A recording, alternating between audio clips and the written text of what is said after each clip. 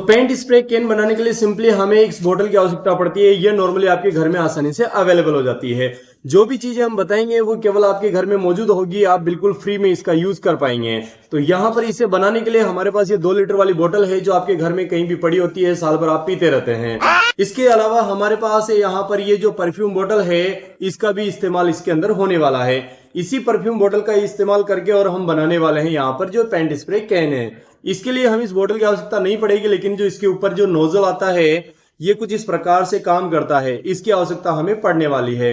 इसको हम निकाल लेते हैं। मैंने इसको पहले ही निकाल रखा है, तो मैं यहां से इसको हटा लेता हूं। तो अब हमें बोतल को बनाने के लिए इसके लिए सिंपली यहाँ पर एक होल करना पड़ेगा, और दूसरा होल हम यहाँ पे करने वाले हैं। तो पहले हम इसके अंदर होल कर लेते हैं।